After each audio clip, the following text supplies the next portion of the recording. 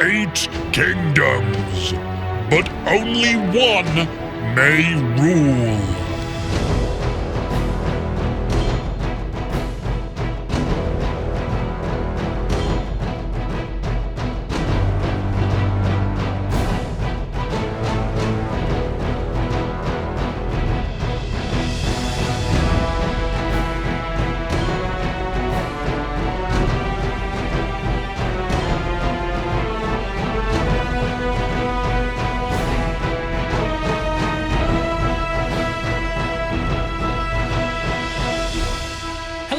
And welcome to the world of Age of Empires. 4 means war. My name is irrelevant, but don't call me that, call me a Nuki. What is relevant is 2 of our commanders have started right next to each other. Let's introduce the commanders first, out of respect. So with banners of blue, they are the Emperor of the Chinese people. It's Corey in the house again! Or is it just Cor? Because otherwise they have needlessly capitalized that R. Next to them is someone who is really unskilled. And I'm not being offensive, that's their name. They put on some orange rags and found a group of Mongols to misplace their trust in, and away they go to command it. Now, I do apologize if I have pronounced any names wrong here. I am a being of phonetics. You're just going to have to spell the way that I read. It's not just the players that we have to cover here, it's also the randomly generated land. These 2 have access to a lot of fish in a lake behind them. So that's the far east. Let's drag ourselves to the north. North! What lies in the north? It's a beast, one that cannot be killed, only driven back, cladded in teal, worship of the Delhi Sultanate. It's BeastyQT back with a vengeance. They also have relatively favorable lands. They're next to the edge of this flat world that we call Earth. Water back here, some good deep fishing spots. Well worth going over there to grab. There's also a few smaller ponds, but just 2 major ones. The only real concern is how close they are to a group of people, which is not seen yet, known as the Roos. They'd wear rainbows if they could, but they had to settle for pink. They follow Master Sean Diff. That's Sean spelled S-E-A-N, which has no H in it. All I can say is, imagine being called Cian, but everyone pronounces your name wrong. Anyway, next to them is a king. You may know their brother. It's Dinky King. Their villagers make their clothes from the green leaves on the trees, but don't mistake their identity. They are the Abyssid dynasty. They're already gobbling up berries, and it's a harsh position for them to be. They're wedged between 2 other commanders. Maybe they might want to migrate over to the west. There's more berries in these lands and some good real estate to build on. Berries are good for both the Abyssid dynasty and, well, one other. There's someone else that also adores the juiciness of the generic berry which riddle these lands. To the south of Dinky King lies another nation belonging to the Abyssid dynasty. Everyone has been issued their purple robes by decree of Royal Justicar David Kim. They scream his name whilst gathering resources. David Kim for the win! That's how they got elected. Catchy slogan. 2 more kingdoms still require introductions. The commander most closest to the center of the map, I believe, another Chinese settlement, needs our help. They are ceremoniously yellow, like the sun which grants all life, led by Essalame. That S stands for special, I imagine. At least it does in Japan. But this isn't Japan, this is China. They might be surrounded by enemies, but they are also surrounded by gold. Praise be! That brings us to the Raging Red Roos in the south. Ran by the head of state. That they only got there by means of corruption, I assume. It's the Mister. They've got a grand spot. They might not have water, but hey, they also won't be fighting over water. Plenty of land all around them, and in fact, Unskilled has decided to move all the way over to the southwest. I think a good move. So, with starting positions locked in, we can just to re-clarify some ground rules for the new folks. There are 8 kingdoms. Yes, we've got that much. Each starts with 3 villagers randomly placed on this entirely randomly generated world. The landscape is random, the resources are random. There can only be a single kingdom at the end of this. Standard victory rules apply.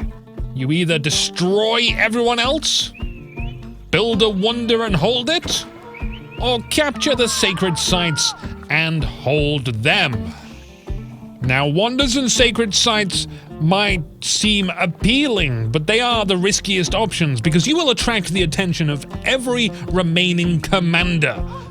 For best results, you want to veil your presence, be seen by as few people as possible. The less noticed you are, the less attention you will receive from their military might.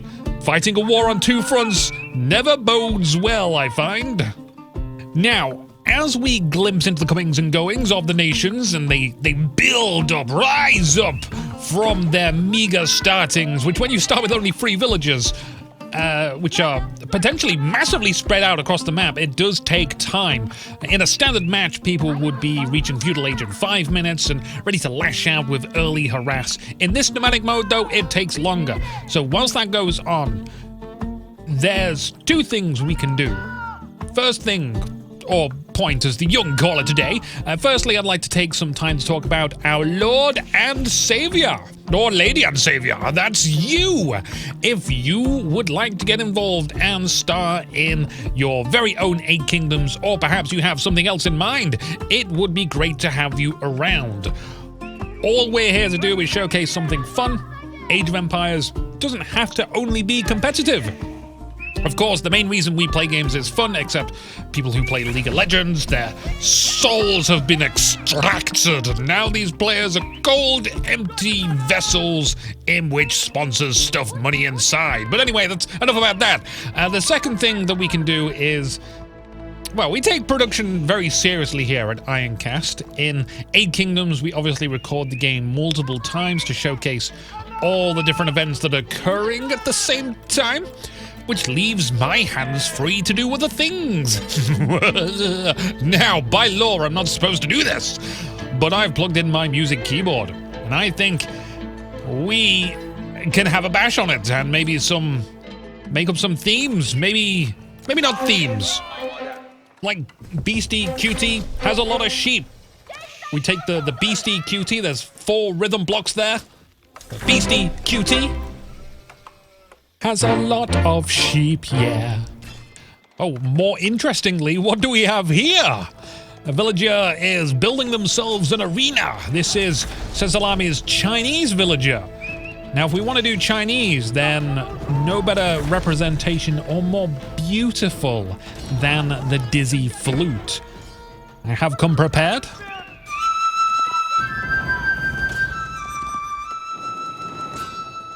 Very sanguine and hopeful instrument. Very fitting as well, because this villager might be a hero. They're building themselves a gate to get out.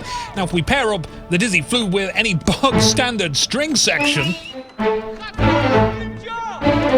Yeah, I like that feeling. Let's go with that. Go, Zerton! Build them in! No skills, except for building. Flute time!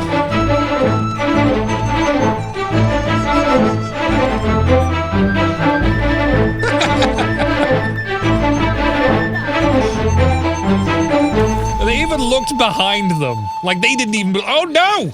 No, Zerton! No! I gave you a theme, and you squandered it! Squandered! Oh, well, they died a hero's death. An arrow to the neck. We will remember you, Zerton, but notice Sean Diff here. They are saying to themselves, I'm going to get thoroughly shafted if I remain between BeastyQT and Dinky King. So, they're going to start building in the corner. Corner spots are good, so long as there's resources there, which there does seem to be an okay amount. We've got 2 Abyssid Dynasty leaders right next to each other, which I think is pretty neat. And I love the Arabic scales and music, especially the darker sides. Kind of like this. It just sounds so very dangerous. Don't check your bank account. Then you have the ominous sounding kanun when played in the lower registers. So many town centers. Multiple villager production buildings are a necessity in 8 Kingdoms. You need a strong economic foundation to hurl your way through the ages. Because unlike a 1v1 or in 1v1, commanders typically don't get to unlock everything. And it's not just because the matches don't go on long enough. Sometimes they do. They go on past an hour. But when you reach the 40-minute mark at a 1v1, both players are trying to find their edge on the battlefield, which means fielding as many units as possible.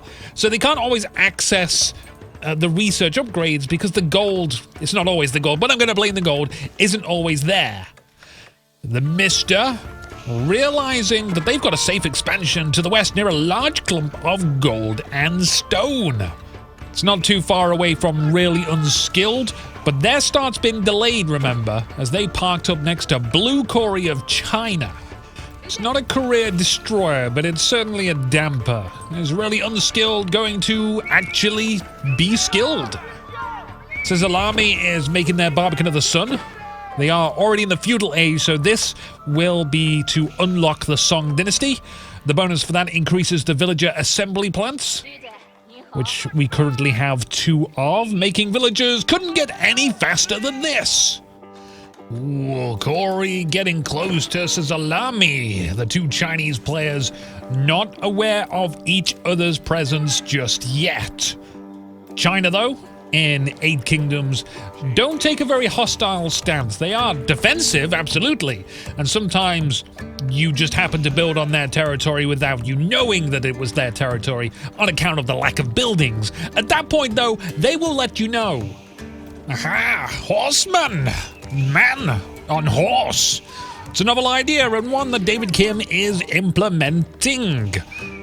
They discover Cory's town centre, which is a rewarding find. It's valuable information. BeastyQT brought a scholar down here, but they don't get a chance to capture the sacred site. I suspect David Kim is trying to find some villagers to harass, whilst also gain some intel. And it's kind of remarkable that they are getting military units with no target in mind. Which is why I believe it's also to gain some map knowledge as well. Should they uncover plenty of this map, they will notice that there is a concentration of settlements in the north. And we can expect, almost like a weather forecast actually, heavy fighting is expected in the north. I don't know what weather forecast it is. I'm very limited, okay? Bring an umbrella, as we foresee 5 inches of blood.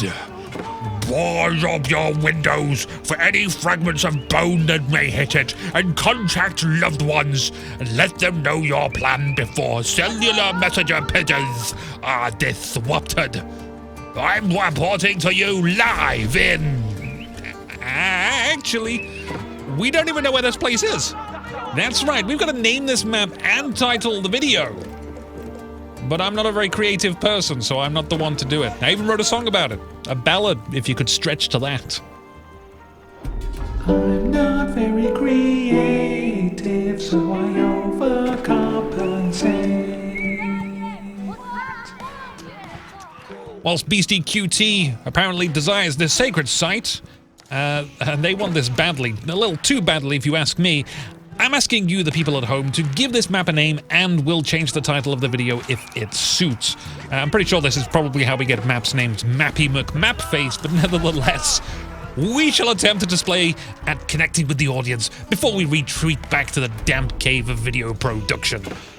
Interestingly though, BeastyQT did get the sacred site, but how long are they going to be able to hold it on for? One blue villager stepping their toe in to decap it. It could have been enough. It looked like it would have worked. The Barbican of the Sun forces Alami, protecting their woodworkers with relative ease. The Mister has already started making that red Roos iron curtain wall made of wood. The High Trade House satisfyingly snug in between many trees for that increased gold generation. The villagers stop working on it though for a quick town center. It's looking very cozy in this corner. They've got an 8-tog blanket that's soft and serene, covering their kingdom. Checking in with really unskilled as the Mongols, they don't appear to have progressed as much as the rivals here.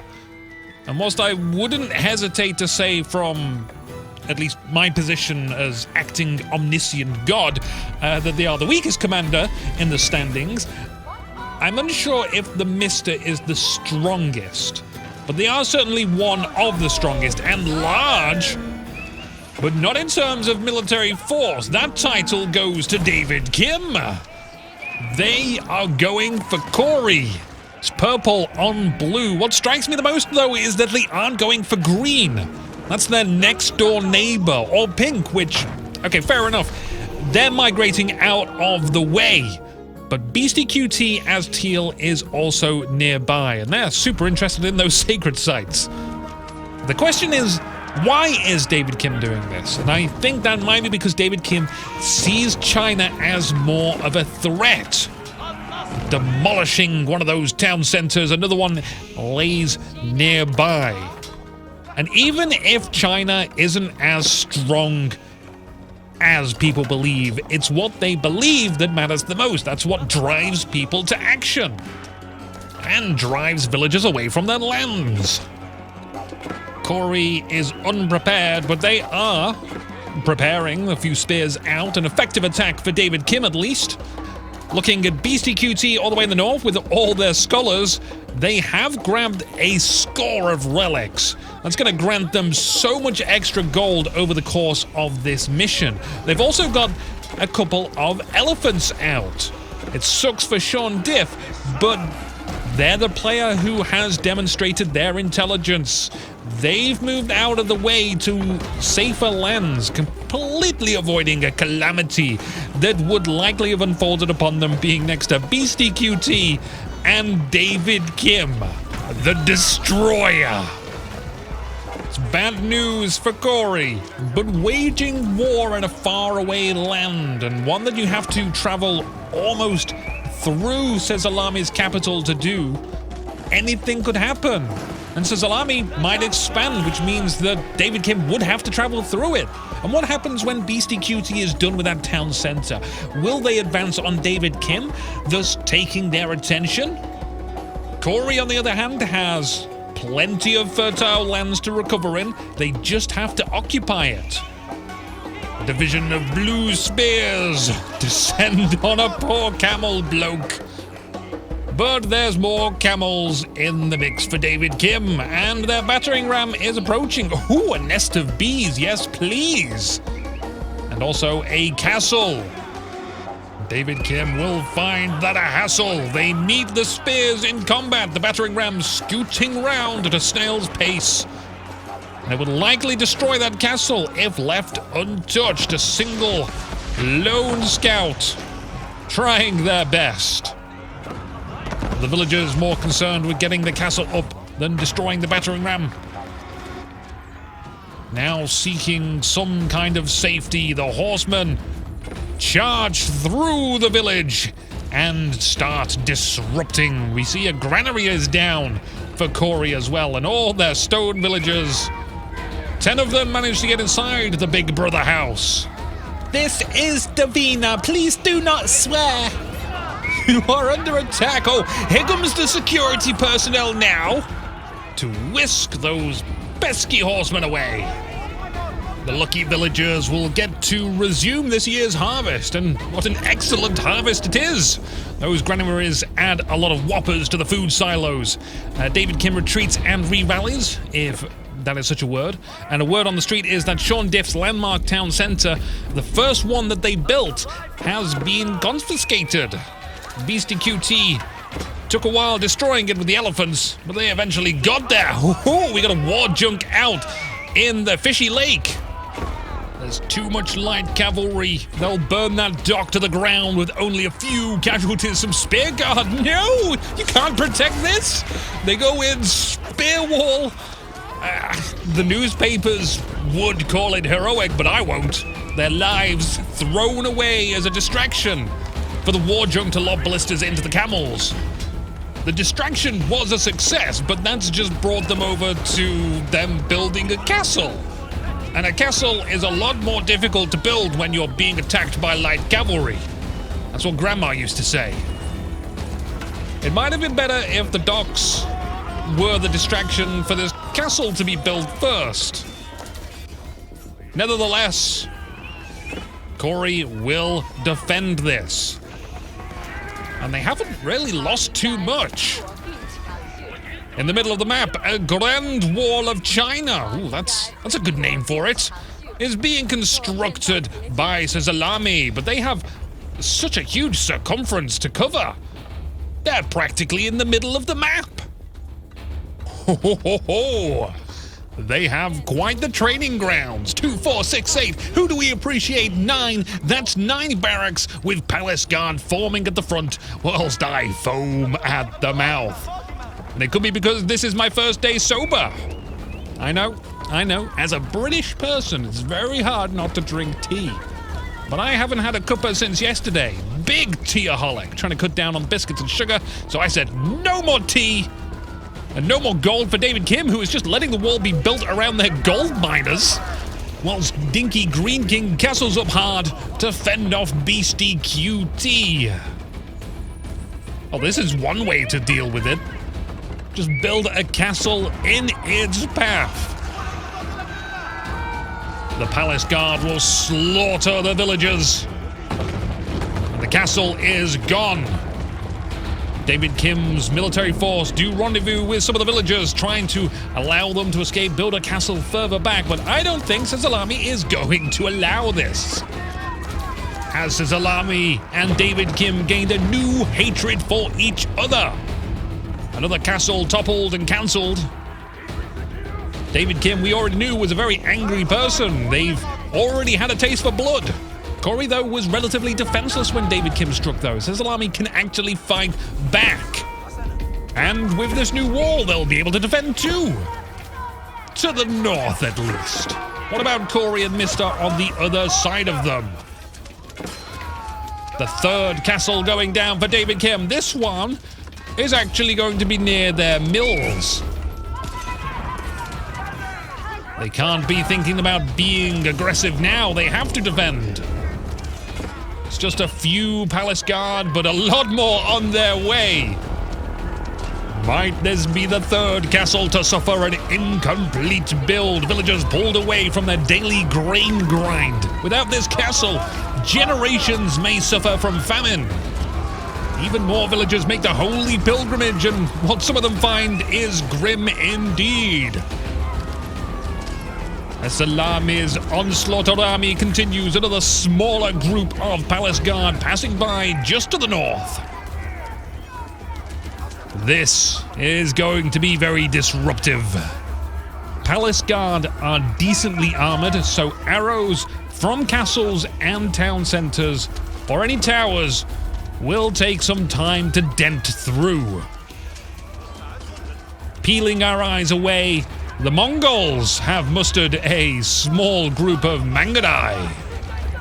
They've also migrated a lot of their buildings up to the very northwestern corner. More on that later. We've got to keep our eyes on the action as it unfolds. David Kim trying to lure Sazalami towards the fully powered castle. The Palace Guard stop before entering the conjoined kingdom of Dinky Kings, which there is a random camel here being fired upon by towers. Whoa! This is some serious expansion that Dinky King's been doing. They have not been bothered at all by David Kim's nearby presence. They're also bordering Sean Diff's kingdom too, and BeastyQT's got an ambitious stone wall cutting right through their territory. I'm sure that won't be tolerated.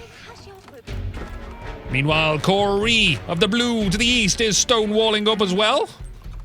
And really unskilled is just pocketing themselves into the corner. They're so small.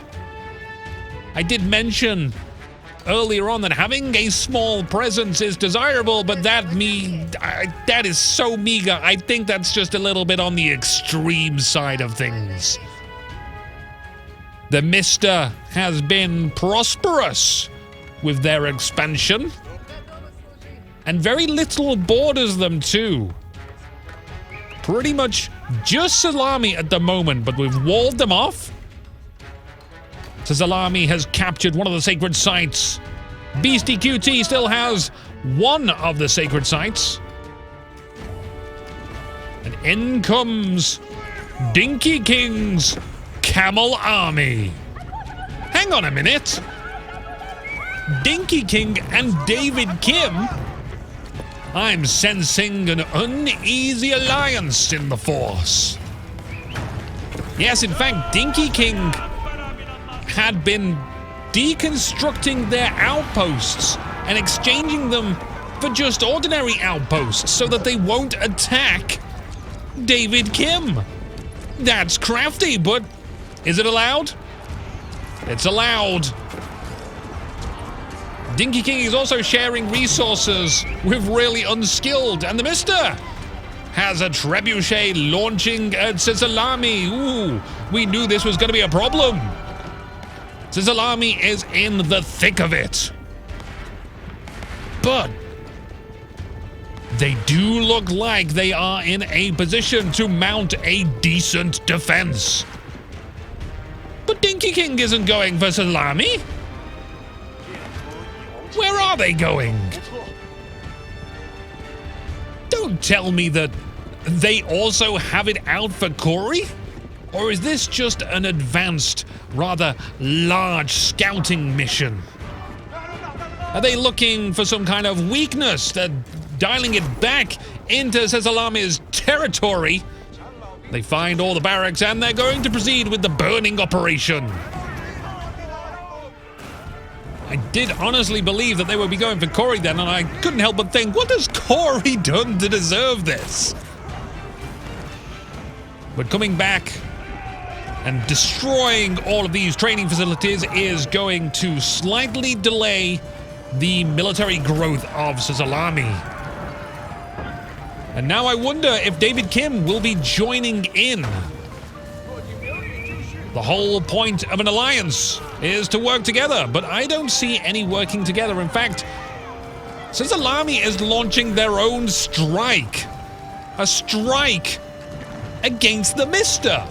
So much happening now. They're attacking with villagers, making a castle, burning wooden buildings, whilst a group of palace guard charge through the Red Kingdom, seeking landmarks. The Green Dinky King finishing off those barracks in the top right, while Sean Diff has too many miners on a gold vein. Ooh, how clumsy. The Mr. Field Strelsky, which are dealing with the palace guard effectively, but the real problem is these villagers. What damage can they seek to do, though? Even a siege factory here, right behind the castle. And that castle is getting hit by a bombard. And a trebuchet. Green Dinky King has got bored, so they're off to find something else to do. So we'll stay here with the action, and I'm quaking in my boots to see what Salami plans to do. They can't stay here and just keep repairing this castle forever. I don't think the castle's gonna make it for one. But they're running low on villagers too. The Mister completely unfazed. A costly act versus Salami, but the Mister brushes their attack off of their shoulders. But what will the Mister do next? Just doesn't seem fair, does it? Our little yellow nation of China seemed so prosperous, but have insulted red, purple, and green. In fact, David Kim is bashing down those castles on the other side of the wall with trebuchets. Really unskilled in the top right. Launching us. Oh god, please don't. Going for BeastyQT. That is not an enemy you want to anger. Mangadai. I've not seen them used like this. I suppose in theory they can destroy a tower. Really unskilled, or really testing some alternative tactics and strategies. Some people would say attacking an outpost belonging to one of the strongest players in all of Age of Empires 4 with a handful of Mangadai is really innovating. But I would say it's really unskilled. Really? You know, most people, in fact, will probably listen to that voice inside their head, that voice that diminishes you, that says, you don't have what it takes to conquer BeastyQT. They'll tear you to shreds with elephants. But really unskilled has cast aside that voice. They've overcome that barrier. You and I, we would fail at the first hurdle. Not this Mongol. Oh, bugger, the Khan got killed.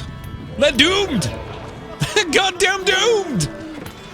You don't need a Mongol to break down a Chinese wall. David Kim here, fighting for purple, has breached his army's northern wall. Palace Guard rushing to the scene, where I'm assuming they're going to stack on top of each other, forming the missing stone. They're plugging the gap.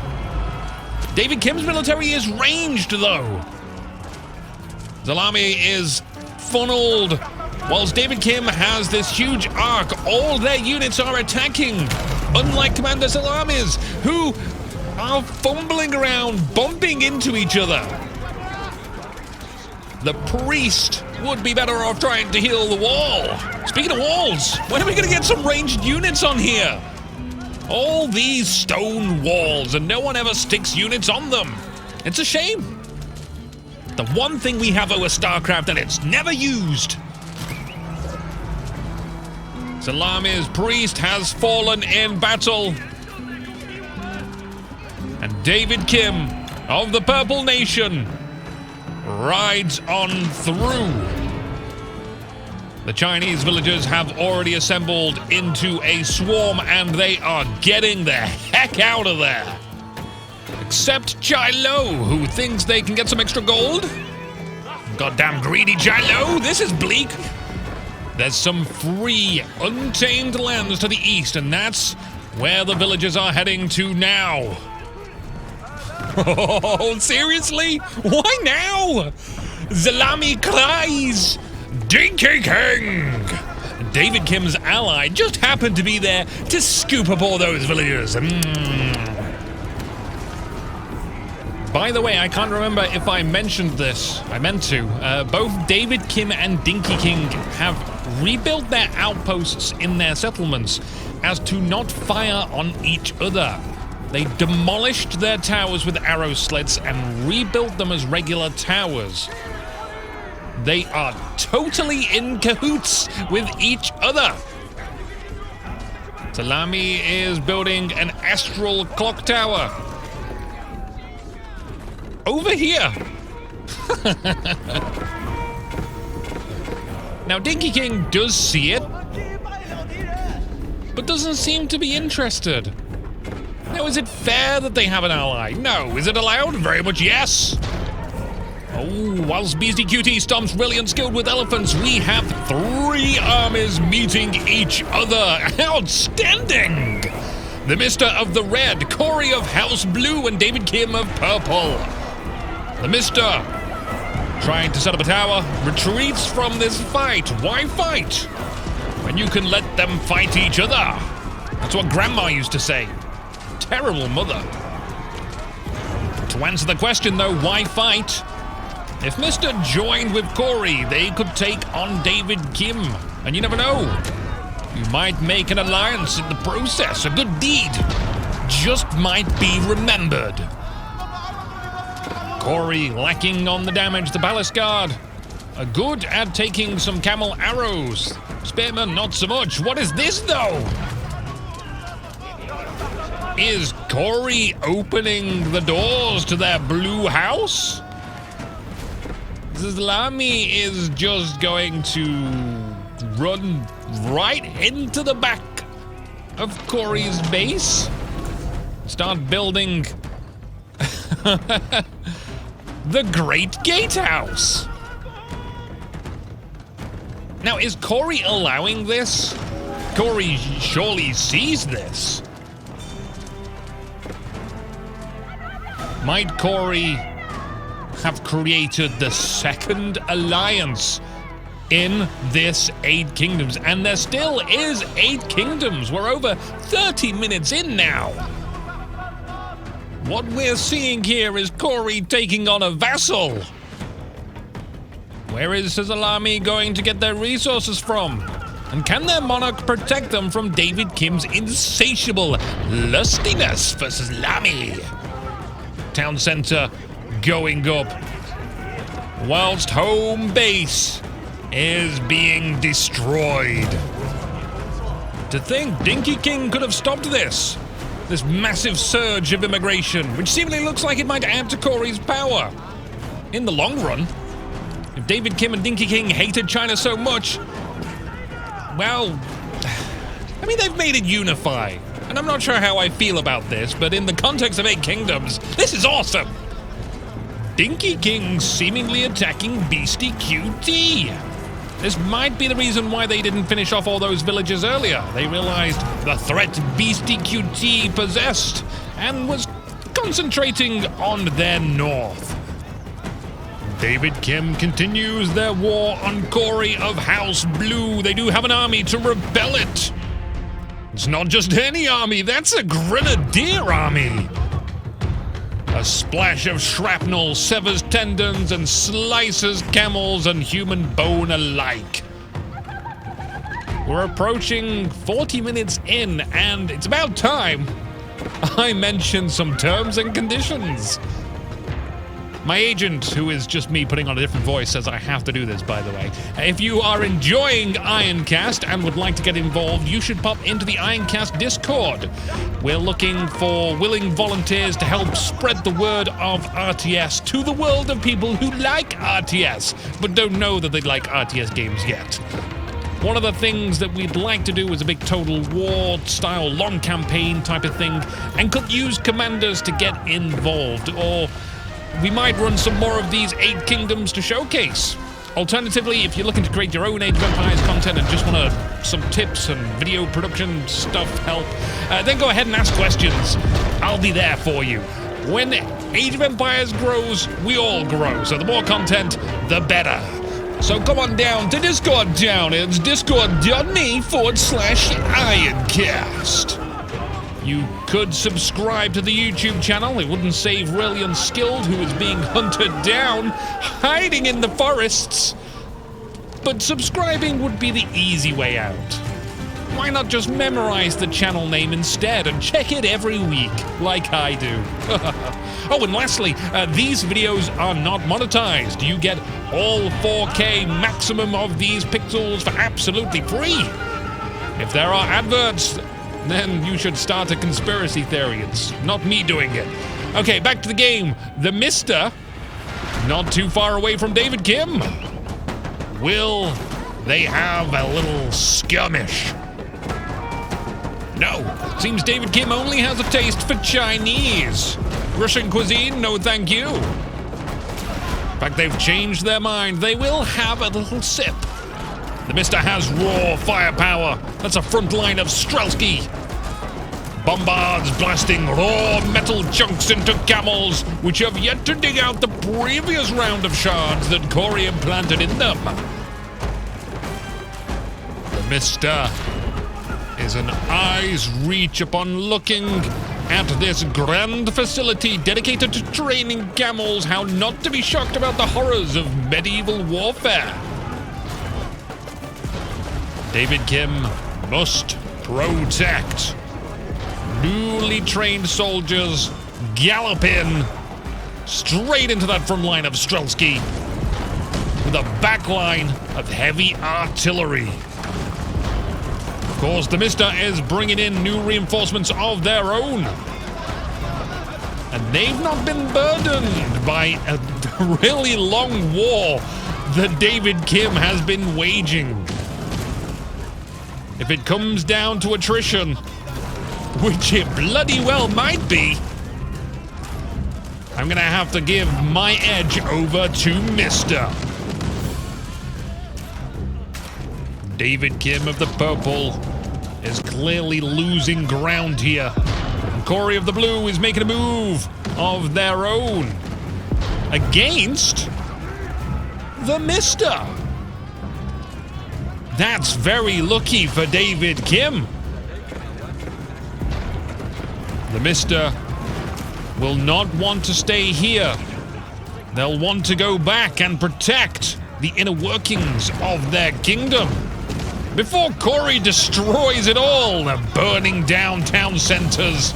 And they've got 4 bombards, which will blast away at any of the structures around here. And yet the Mister is only now just pulling back. Maybe they only just noticed. Surely not. A war on 2 fronts is very rarely successful. Corey, though, seems happy with what they've got. They're just going to scoot out of the tiny gap. They could have made a bigger gap for themselves. I like what Corey's done here, though. They're not biting off more than they can chew. They got in there, they did some damage, and they said, I'm just gonna back out. I might be needed at my own base. And sure enough, they're going to be. Dinky King is setting up an encampment outside of the northern blue walls of Corey's kingdom. They are ready for a super hyper grandeur scale attack. You don't make an overnight camp like this, one that's as big as this, if you aren't in a position to throw resources into resupplying a siege effort. Those walls are going down, but can Corey hold the ground? Meanwhile, David Kim and BeastyQT are tracking down the last remnants of really unskilled Mongol caravans that they've been hiding out for so long. If it's one thing that really unskilled has managed to accomplish, well, firstly, surviving this long, over 40 minutes is impressive by my charters, but they've dragged David Kim and BeastyQT to meet each other in battle. Will it turn into a war? That remains to be seen. There's so much war going on now. A famous person once said, choose your battles wisely.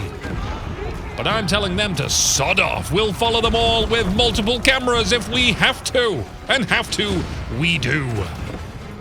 Dinky King is entering Corey's back passage, whilst David Kim comes at BeastyQT from the side. The allied Abyssid Dynasty couple picking different targets rather than ganging up. It's a very powerful alliance. But an alliance is only powerful if you work together. Not attacking each other is not the same as working together. Perhaps this alliance has forgotten this. BeastyQT orders the attack of David Kim's kingdom. And speaking of alliances, Sizzle Army of the Yellow has been working on growing their pool of resources. So Corey is definitely allowing their presence. I'm like a fly on a hippo.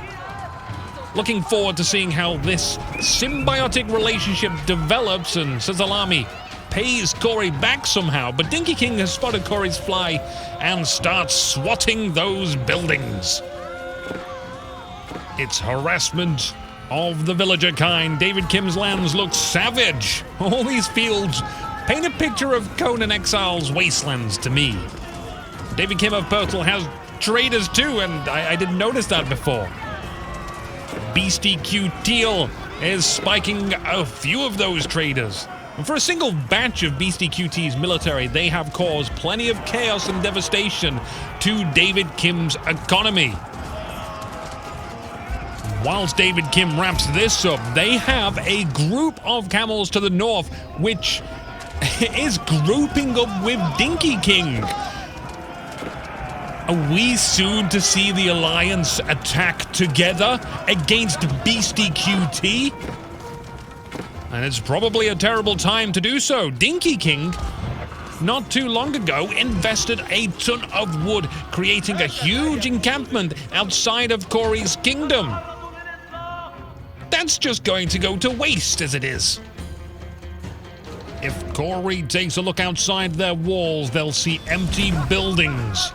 And they've got grenadiers, which can turn buildings to dust. No problem. If Corey strikes now, they'll put a damper in Dinky King's ability to replenish an army. But they've still got their main settlement. Plenty of production buildings there. David Kim and Dinky King moving together. That wall from BeastyQT still not completed. I mean, there's a gate there, but they'll just go around. BeastyQT are one of the strongest players in Age of Empires 4 versus David Kim of purple and Dinky King of green. There isn't much resistance on the eastern front. BeastyQT sending elephants out of the main gate to focus on Dinky King first. Now, they brought the smaller of the two armies. They really could have used David Kim's help. All those scholars. So many scholars. Oh, I wish they were up on the ramparts. Nothing would look holier than that. Seems like David Kim is switching to damage the internal circuits of BeastyQT's kingdom, now realizing that they can't compete in a contest of military might. So Dinky King switches their focus onto Corey once more, going for the walls. There's many grenadiers here, and a choke point serves them well. Do you remember Sean Diff of Pink? They're just off in their own little world, and they hear noises over the wall. Hey, Ivan, what's this noise? Sound like night with family. That keep is getting a good view of the action. Probably some gambling going up on the top tower. Too late to place bets, though, I'd say. There's already a clear winner. BeastyQT has a second army toppling Dinky King's castles, and Dinky King is still fighting Corey. Might have been 2-on-1 against BeastyQT, but the Purple-Green Alliance has had their focus divided. Corey is moving up. They've gone from inch by inch to meters by meters. The Camel Archers just aren't enough. And the Grenadiers will break through to the network of training grounds up ahead. And it's gonna take some time to clear out all of these buildings. Is the land good for anything? I don't think it is. It's going to look cool as a giant ruin, though. BeastyQT's attack on Dinky King is subsiding. The Abyssid Dynasty Alliance has some hard times ahead. They might have reached tipping point.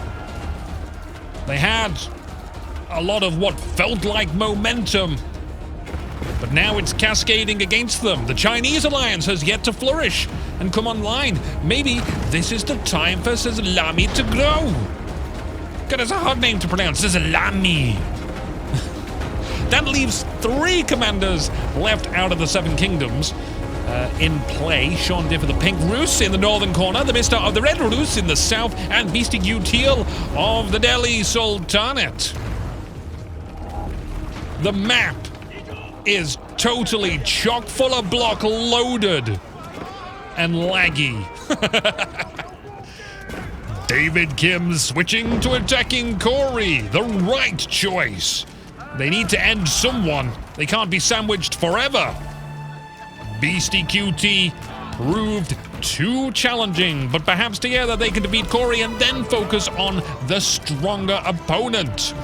Sazalami is actually out and about. It's not a strong attack, but it's something. It's got the ferocity of a wounded hamster in a ball.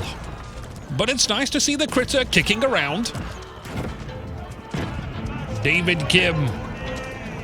It does take some time to kill an outpost with flaming arrows, but persistence is the key. In the Mister's land, They're conquering, I would say, about 25% of the map. There are so many walls, so many towers, so many walls and towers and walls.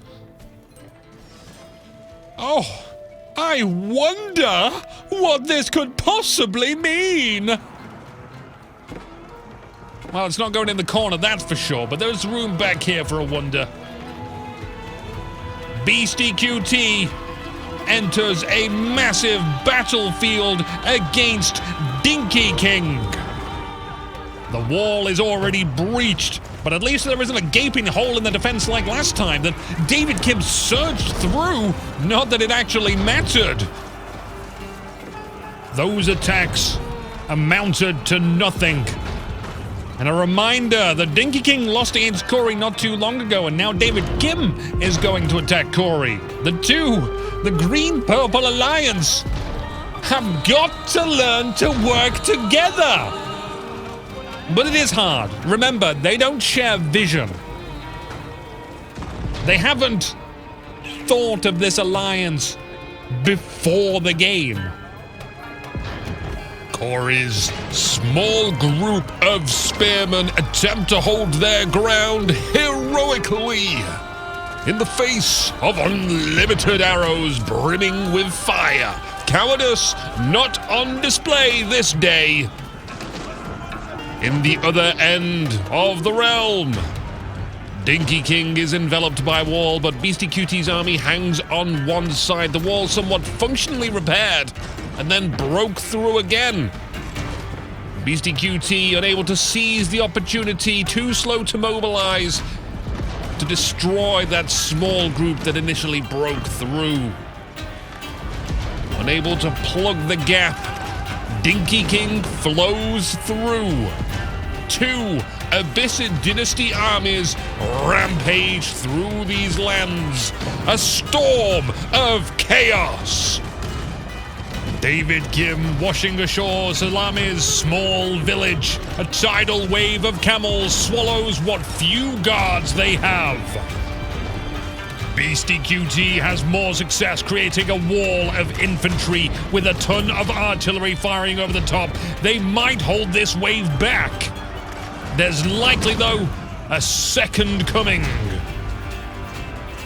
David Kim's now bored of Salami.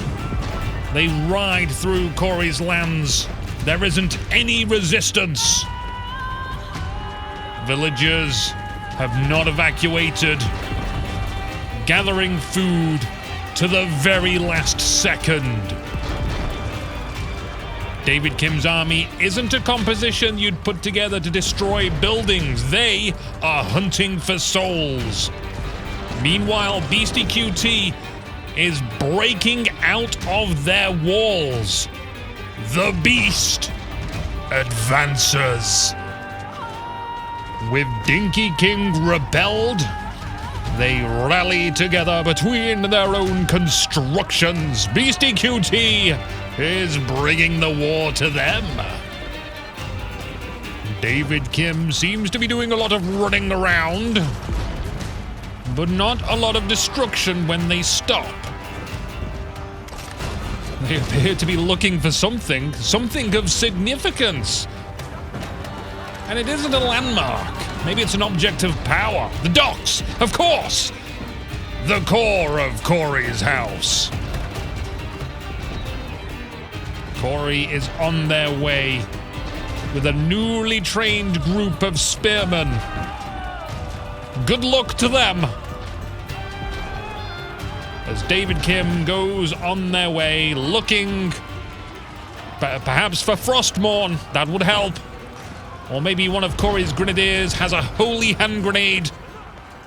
Could it be the Triforce or Excalibur or the One Ring? Whatever it is they are looking for, their cavalry got annihilated while searching. BeastyQT enhancing their battle with a possible castle. Oh, Salami has remade their astrological clock tower. Not too far away, David Kim is creating a second army. This one's got some trebuchets in it. And have managed to knock down a keep. Again, it's worth reminding that it's only the Chinese, the Abbasid dynasty, and BeastyQT as the lone Delhi Sultanate that are fighting. The Rus are not. Are the Rus secretly allied too? They are on opposite ends of the map. Sean Diff as pink in the north, the Mister as red in the south. Both of them have been extremely quiet. Is their behavior an indication of a cooperative strategy, or is it completely a coincidence? Yeah, probably a coincidence. They just happen to start in the corner each. Corey is getting a victory here. Spearmen at the front, Grenadiers at the back. David Kim integrating hand cannons into the mix, but grouped up and pushed to the front is not the preferred fighting position. They're getting speared, they're getting grenaded. David Kim executing a tactical maneuver. Cavalry trying to get round to the Grenadiers. They are low in numbers, and those Grenadiers are backed up by cannons. The cavalry disintegrates all too easily. Corey suffers minimal casualties here. It's a tremendous victory, and I can see that they don't want to chase. They want to regroup before coming to a decision on what to do. Corey has little knowledge of the outside world. They've been tucked into their corner for far too long. You've heard of the saying, divide and conquer. Well, David Kim and Dinky King divided their forces and are looking like they're about to be conquered. I don't think it's supposed to work that way round, but that's the way the cookie is currently crumbling. The Mister. The Mister. What are you going to do? There is so much walls. And I thought we would have seen a wonder a long time ago. Buildings are getting demolished. More walls are rising. The level of preparation is extreme. They've been left alone, and we're almost an hour in before this wonder is going down. And it's safe to say it's got to be a wonder that's going down. But the great thing here is they've got so much resources stockpiled. They could hibernate for years off that. A similar thing is happening in the north with Sean Diff of pink. But they don't have nearly this. I mean, just one layer of wall, that's it. Barely any castles. They certainly haven't been as prosperous as the Mister. But no doubt, they could inflict some damage with the resources that they themselves have stockpiled. BeastyQT's cavalry riding past a large division of Dinky King's spears. David Kim's traders get away unscathed. Oh no! Dinky King had attack move on, so they're just going to attack the traders. Either that, or they're no longer friends with each other. And if they were still friends, this will test their friendship. BeastyQT, leaving more cavalry. They're going to spot Corey's huge bombard section. They look upon it and say to themselves, you and I, we share a common enemy. I will leave you be. Go forth and commit damage. What happens when this wonder is known to the world? Well, the Mister, I think, has something to fear. Think of the armies we've seen so far. I have no doubt in my mind every commander here will set aside their differences and join for mutual benefits. The top 4 commanders in terms of military strength: David Kim, Dinky King, BeastyQT, and Corey. They would throw what they have at the Mister. Ho ho ho ho! And Salami would likely assist. They've managed to cobble together something which would be unwise to ignore. And what about Sean Diff in the north? They might just assume everyone else will deal with the problem, but they have no map information. It would be a gamble. It would be a trust fall with 6 others. Which, wow, 1 hour in now, and we still have 7 kingdoms. But that wonder isn't here yet. War between Corey and David Kim ensues again. The many bombards. Though I would say not ideal, the lack of numbers David Kim has fielded in this particular battle, the bombards are able to keep up. They're able to keep knocking down enough camels that they're under no threat. And they keep rolling forward, tearing through the buildings with ease. As for the war in the north, both commanders have had a bit of a respite. It doesn't seem like they want to attack each other just yet, but we'll keep an eye peeled up there. Corey isn't advancing too far. They're taking this very delicately. Clearing out even the farms. News is in. The Wonder is under construction. It's finally underway. Every villager is flocking to lend their strength. I haven't seen anything like this since Goku asked Earth for their energy. An incredible moment. And what an amazing sight to behold. And when it's done, everyone will behold its sight. Everyone knows where this is. Zalami and David are not putting down their weapons. The Purple Camel Regiment is surrounded, but they're fighting in tight quarters.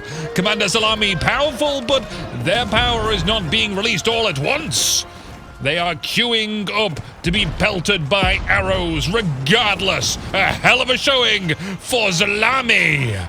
And their ally, Cody, is just behind them, ready to take over this fight.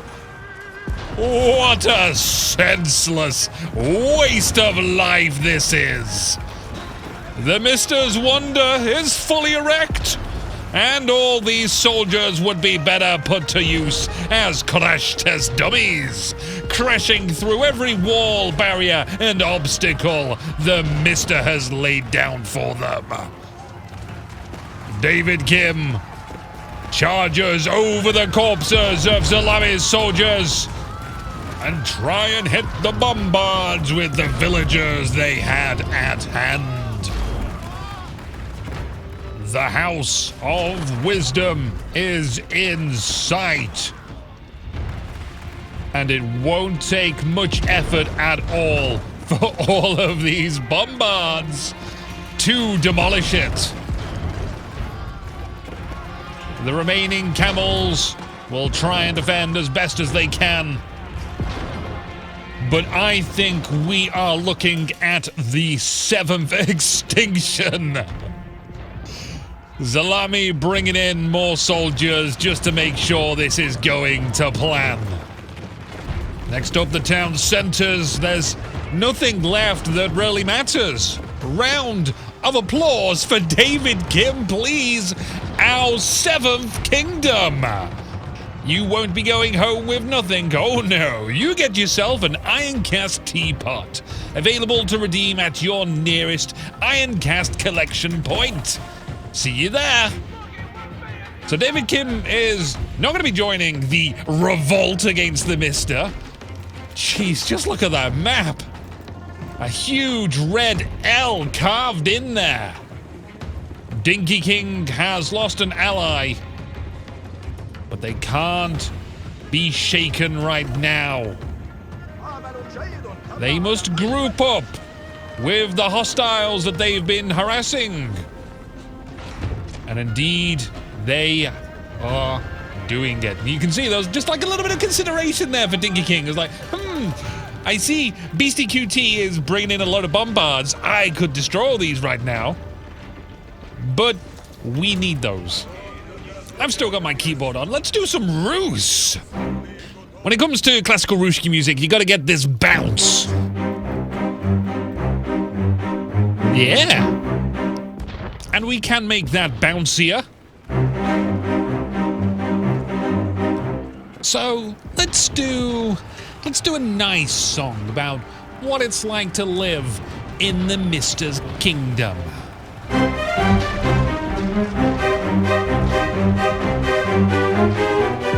In the Red Roos Empire, you will get to serve the Mister. You will work the mines, you rotten, filthy swine, you scoundrel. Submit or die a heretic. Do not believe the lies of our enemies, not the Chinese or Abbasid dynasties. Work until you die, peasant. Lovely. The walls were there to keep the peasants in rather than stop the enemies, but here we are. BeastyQT, Corey, and Zalami are making progress, caving into this maze. Here's Dinky King sitting this one out. And Sean Diff. Those lazy bastards.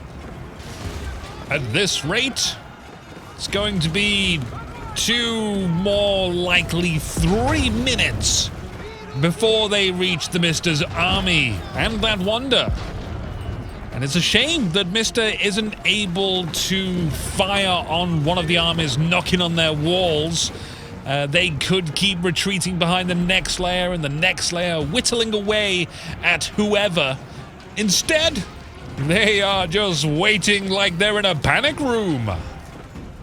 Looking at everyone rushing in to get to the wonder, I'm getting really strong Takeshi's Castle vibes.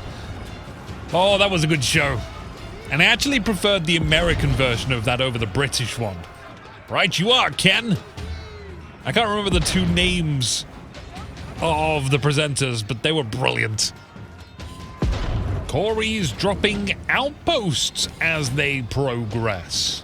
Is this some long-term planning they are doing, or just overall want to increase their vision? Maybe just right now they want vision to be able to see if there's any, temporary allies nearby. I suppose it works both ways. Vision is always good. It's always applicable. There's never not a good time to have vision over any area of the map. And everyone's probably got tons of wood at their disposal. But that wood has got to last. There are still 6 kingdoms. All well and good thinking you've got 30k of wood stockpiled, but when there's no trees left to chop down, you'll eventually blow through it all. Here we go. We are finally reaching the Mister's inner sanctum. And my lord, are they prepared with siege units. How are these mangonels going to hold up behind these flimsy wooden walls? Now, even though they are Roos wooden walls, which have more health, they're still going down extremely quickly on account of how much artillery there is blasting away at it. Corey is going to be able to see over the wall as they put an outpost down. But that outpost could be taken out by the bombards on the other side that the Mister has. BeastyQT seems to be the one that's progressing the slowest. And Dinky King, the cheeky little Dinky King, is harassing BeastyQT whilst this goes on. There's loads of trade going on with some of the neutral marketplaces that was left over, I think, from David Kim's nation when they surrendered. This is exceedingly dishonorable. Is this terrible? Yes, it is. Is this allowed? You bet your grandma it is. As underhanded as the strategy is to attack your opponent, who is just trying to ensure that you may live to fight for victory another day, Dinky King is both intelligent and ruthless. Those are the kind of traits of a true ruler. Zalami has broken through and begin torching. It's entirely surrounded by siege units. It's unheard of, but it's here. It's happening right in front of our eyes. BeastyQT is lagging their way through. Oh, Sean Diff did decide to depart from their kingdom. This is the first time that they're seeing the great outdoors. I too hope one day to lay my eyes upon this outside that I have heard rumors about. The Misters so far been given the chance to defend one at a time. Should that change though, I think this'll be over. BeastyQT didn't bring as large of a force as I thought they would. They've still got like 4 or 5 walls to break through. Sean Diff taking the very edge side of this wall. There's plenty of holes that they could have gone through, but they decided, no, I want my own. I want it to be about the rough approximate size of the army that I have. No bigger, no smaller. The Mister will engage BeastyQT next. Through 3 walls, 2 walls. And counting. 1 wall. Back up to 2 walls if they're retreating again, but they've got to close some of these gaps. Not all these walls were perfect. One of the monasteries collapsed, and outside falls a few relics. Those relics would be a lucrative reward for whoever can pick those up, considering it's an hour and 10 minutes into this war. Oh! The Mister has surrendered! We lost vision for a moment there. They raised the white flag up. They are the 6th extinction. 2 in a row. Now, only 5 kingdoms remain. And all of the participants in the Mister's demise are going to flee to their own kingdom. Sean Diff almost getting caught up in all of those spearmen. But they seem, more concerned with just getting back. It's time to return to some normal daily lives rather than chasing after a wonder, punching through walls. That was exhausting. I just want to go back to spearing horsemen and stuff. The easy life. Zalami is slurping up scraps. Oh yes, a little bit of stone. It must be Year of the Rat. Scavenging whatever strips of resources they can find. Oh, Salami. Taken out of the game pretty early on, but I think they have made an exceptional comeback. They're not one of the strongest forces here, but they're noteworthy. And it was nice to see Sean Diff do something. Not sure what they're planning on doing next, but with only 5 kingdoms left, attention could turn to them. Just getting rid of a bunch of villages there, making more room for traders.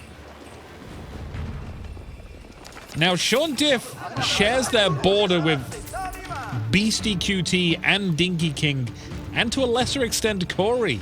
They're the only player that has that. Wow, look at that distance that they're traveling. Everyone's got to be switching over to traders now, really.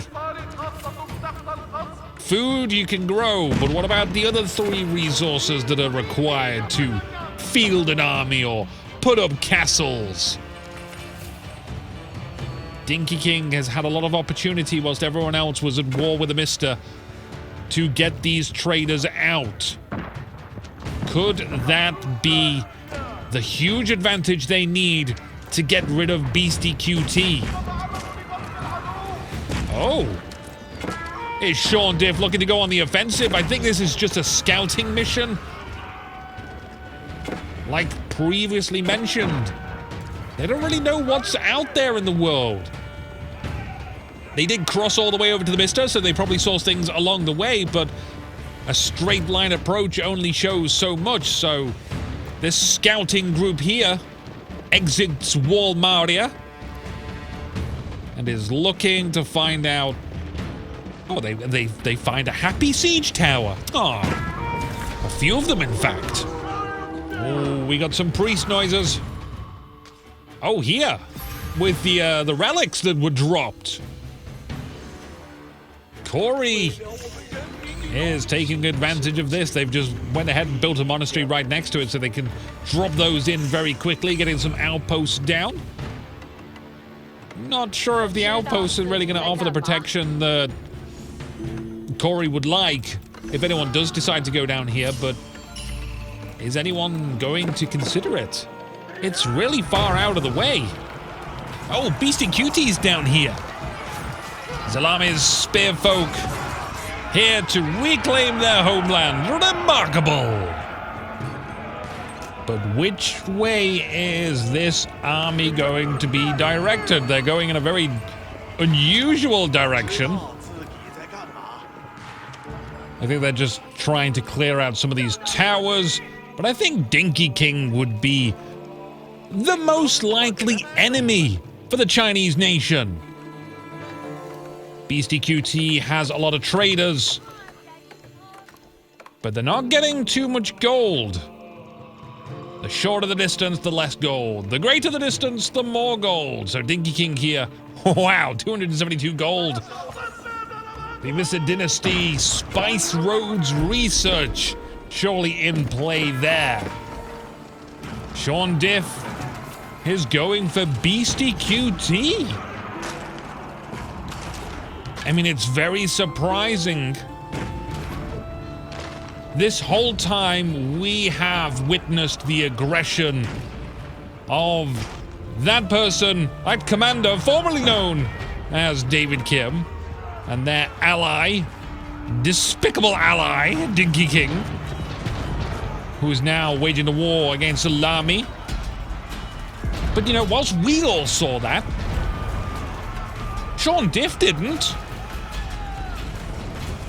To Sean Diff, BeastyQT was really the only commander in sight.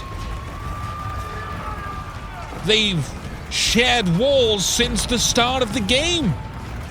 In fact, BeastyQT, if you remember, oh my god, we have ranged units on walls, finally! Sean Diff, you are my hero!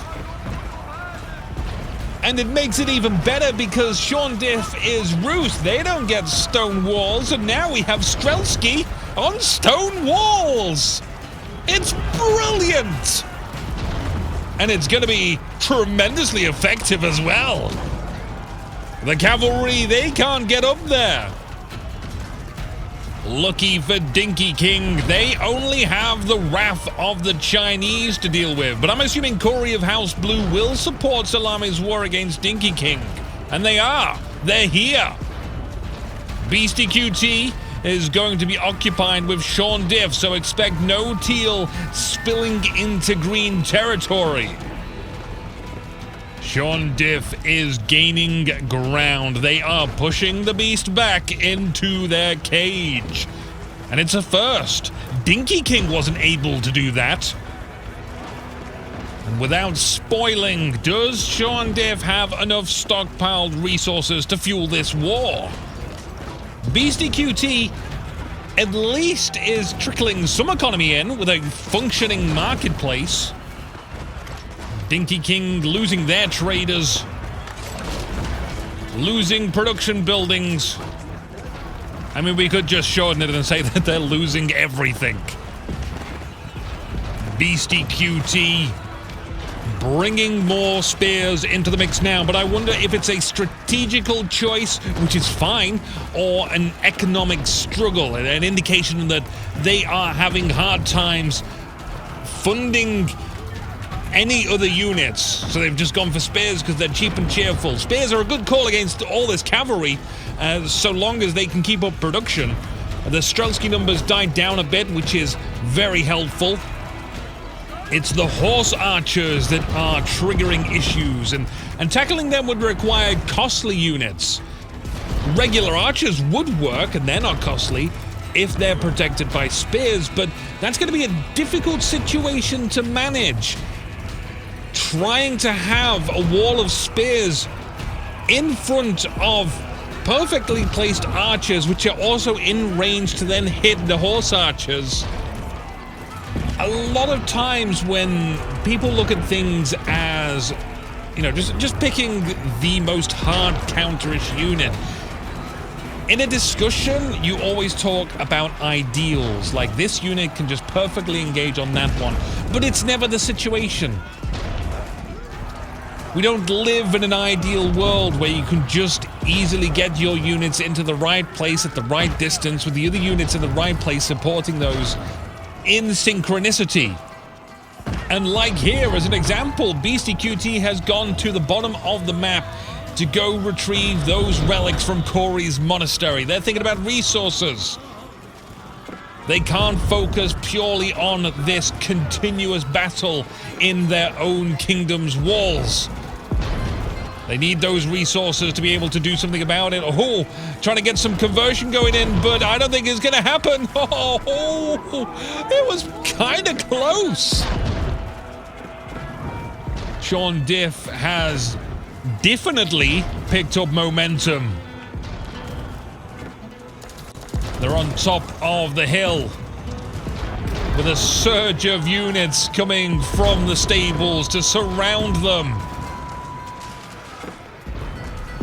Lancers are a very costly unit to field, but they're pretty perfect at the job.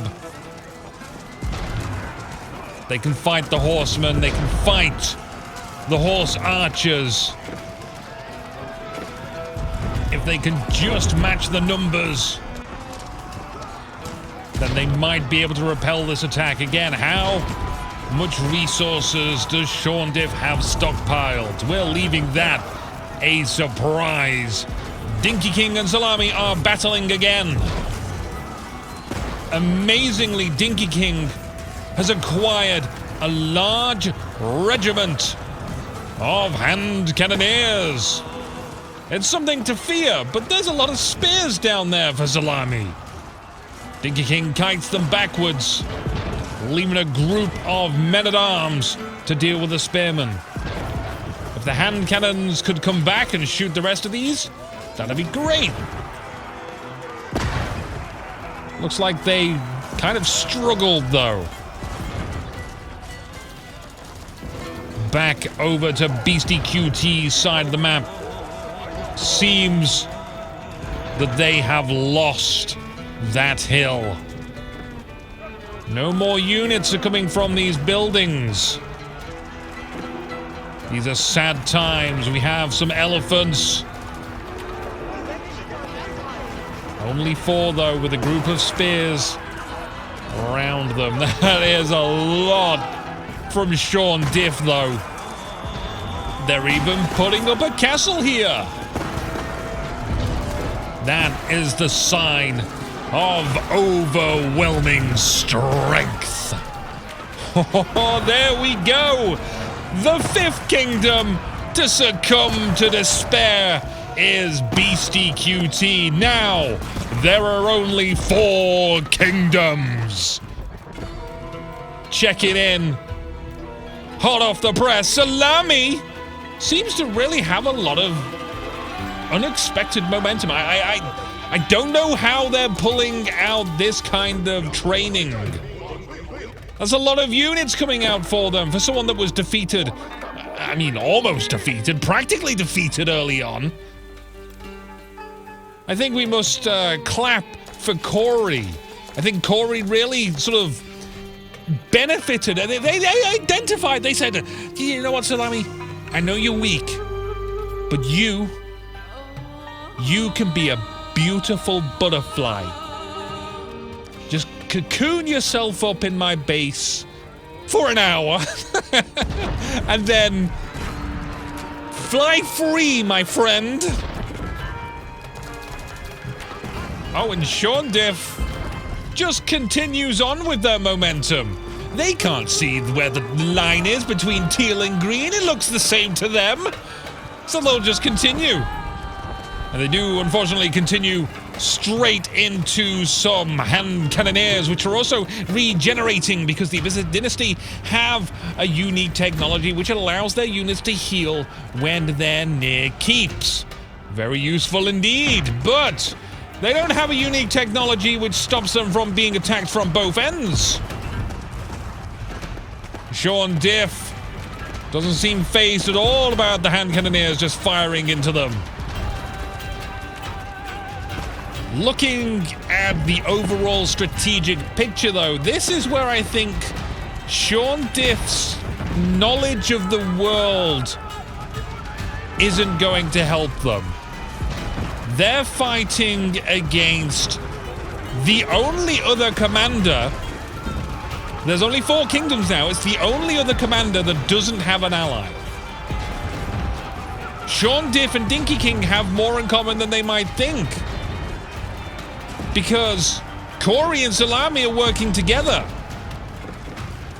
If Sean Diff knew this, they would probably have considered attacking the Chinese first and foremost before getting rid of Dinky King, who is going to go anyway because Corey and Salami were attacking them. This is a needless 3v1. And you know, at the end of this all, when Dinky King is defeated and Sean Diff is there, it's like, good job. Absolutely amazing. Well done, us. Oh, I see. It's you two versus me. Kind of wish I kept Dinky King around now. We could have been pals for about a little bit. Dinky King has finally surrendered. There are only 3 kingdoms left, like that Total War game. Sean Diff of the Pink returning to their kingdom, as is Corey and Salami. If we look at the map, there are so many white building structures that just dominate our view. And it's the kingdoms along the eastern coast which have managed to survive and make it this far. Checking in with Salami. You see what I mean? Just how have they managed to gather these resources? Their economy looks bogus. Are these just like knockoff units? They're not the real thing, but good enough. Corey is moving. And I gotta say, I'm very excited to see how Corey and Salami are gonna stand up to Sean Diff. Squeezing through that tiny gap there. Okay, they are battering down the first layer of wall, and then the second layer of wall. Sean Diff had an impressive victory against BeastyQT, but do they have the resources to be able to do 2 players at once? Although I suppose it's not really at once. Salami is going first, and Sean Diff doesn't seem to have moved their main bulk force yet. This is not the time to feed the dog, although I suspect there might have been an urgent calling that's taken their attention away. Oh no! Salami is just running through.